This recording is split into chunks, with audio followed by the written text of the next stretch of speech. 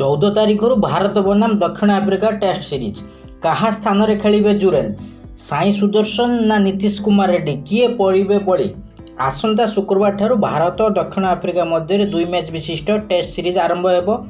भारतीय दल आसंता कालीठू ऐतिहासिक इडेन गार्डन रे प्रस्तुति आरंभ करिबो। इतिमध्य समस्त खेलाड़ी कोलकाता रे पहुंची सारी।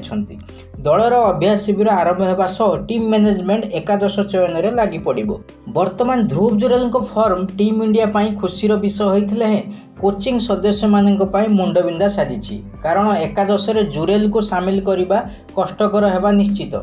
घरोई टेस्ट सीरीज प्राय एकादश चूड़ांत हो सारी। भारत 2 जण स्पिन बॉलिंग ऑलराउंडर, 2 जण पेस बॉलर, जड़े स्पिनर नहीं खेलिबा निश्चित। बाकी 6 जण बैटर रहिबे। एभली हेले जुरेल को एकादश रे स्थान मिल पारिबो नाही। कारण प्रायतः सबु खेलाड़ी एकादश रे स्थान सुरक्षित कर सारी। किछि खेलाड़ी प्रति मुख्य कोच तांको मैनेजमेंट रो जोरदार समर्थन रही।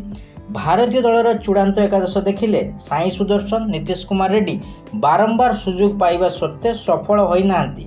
फल यही 2 खेलाड़ी मध्य जनक परिवर्ते जुरेल को एकादश रे सामिल करा जाई पारिबो। तेबे सबुकिछि मुख्य कोच गौतम गंभीर और तांको टीम उपरे निर्भर करे।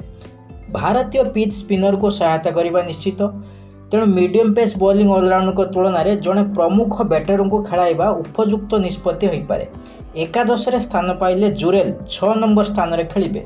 7 और 8 नंबर स्थान रे रविंद्र जाडेजा, वाशिंगटन सुंदर रहिबे। बाकी शेष 3टी स्थान रे 2 जण पेस बॉलर कुलदीप यादव खेलिबे। यह संभव हेले एक संतुलित एकादश गठन हो पारिबो।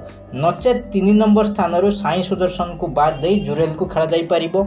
घरोई परिवेश और पिच रे जुरेल सबु स्थान रे बैटिंग करिवार क्षमता रखिचंती।